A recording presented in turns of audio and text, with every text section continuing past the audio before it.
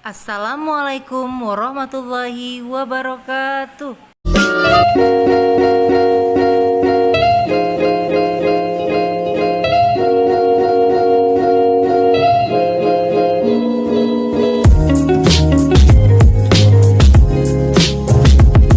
Modul 8. Kurikulum Sekolah Dasar.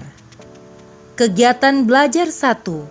Hakikat kurikulum sekolah dasar. A.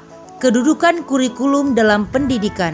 Menurut Undang-Undang Nomor 20 Tahun 2003 tentang Sistem Pendidikan Nasional, kurikulum merupakan seperangkat rencana dan pengaturan mengenai tujuan, isi, dan bahan pelajaran, serta cara yang digunakan sebagai pedoman penyelenggaraan kegiatan pembelajaran untuk mencapai tujuan pendidikan tertentu. B. Prinsip-prinsip dasar dalam mengembangkan kurikulum. 1. Prinsip relevansi. Menuntut kurikulum sesuai dengan tuntutan dan kebutuhan perkembangan peserta didik. 2. Prinsip efektivitas. Prinsip ini mengacu pada sejauh mana kurikulum yang dirancang dapat dilaksanakan dan dicapai di sekolah. 3. Prinsip efisiensi. Pengembangan kurikulum hendaknya memperhatikan berbagai faktor pendukung dan menghambat pengelolaan pelaksanaan kurikulum di sekolah. 4. Prinsip fleksibilitas. Dalam pengembangan kurikulum, maka kurikulum harus dapat disesuaikan dengan situasi dan kondisi sekolah. 5. Prinsip berkesinambungan. Kurikulum yang dikembangkan hendaknya berkesinambungan antara satu tingkatan kelas dengan kelas berikutnya. C. Standar kompetensi lulusan dan karakteristik mata pelajaran di SD. Setelah menyelesaikan pendidikan di jenjang SD, siswa diharapkan mampu 1. Menjalankan ajaran agama. 2. Mengenal kelebihan dan kekurangan diri sendiri. 3. Mematuhi aturan-aturan sosial. 4. Menghargai keberagaman agama, budaya, dan sebagainya. 5. Kemampuan berpikir logis, kritis, dan kreatif. 6. Menunjukkan kecintaan dan kepedulian terhadap lingkungan. 7. Berkomunikasi secara jelas dan santun. Standar kompetensi lulusan kemudian dijabarkan ke dalam standar kompetensi lulusan mata pelajaran. 1. Mata pelajaran pendidikan kewarganegaraan.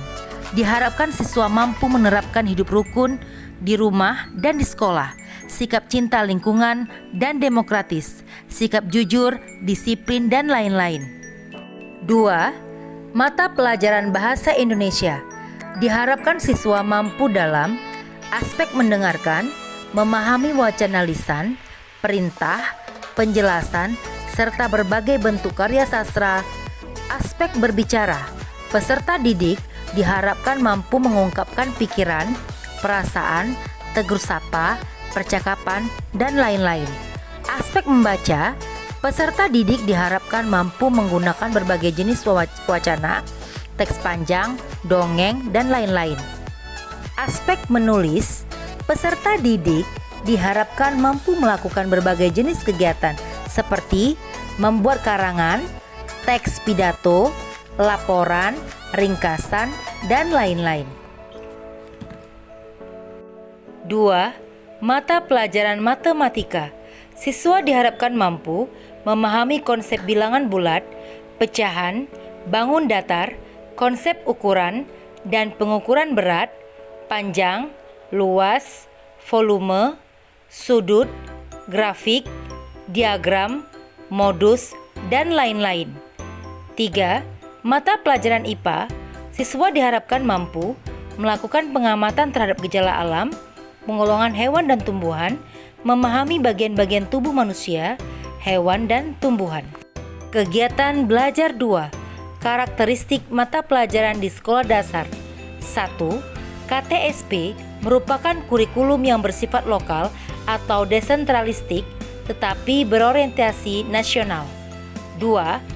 Dokumen KTSP terdiri atas tujuan satuan pendidikan, struktur dan muatan kurikulum, kalender pendidikan, serta silabus.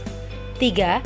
Pengembangan KTSP juga didasari oleh landasan filosofis dan teoritis yang menyatakan bahwa A. Kurikulum lingkungan terdekat. B. Kurikulum harus mampu melayani pencapaian tujuan pendidikan nasional. C. Proses pengembangan kurikulum harus bersifat fleksibel. 4. Penyusunan KTSP dimulai dengan analisis konteks dengan mengkaji standar isi dan standar kompetensi lulusan, kondisi sekolah, serta tantangan yang ada di tengah masyarakat. 5. Pihak-pihak yang terlibat dalam pengembangan KTSP pada SD adalah A. Tim penyusun yang terdiri atas guru, konselor, dan kepala sekolah. B. Komite sekolah. C. Narasumber atau ahli kurikulum dan pembelajaran. D. Dinas pendidikan. E.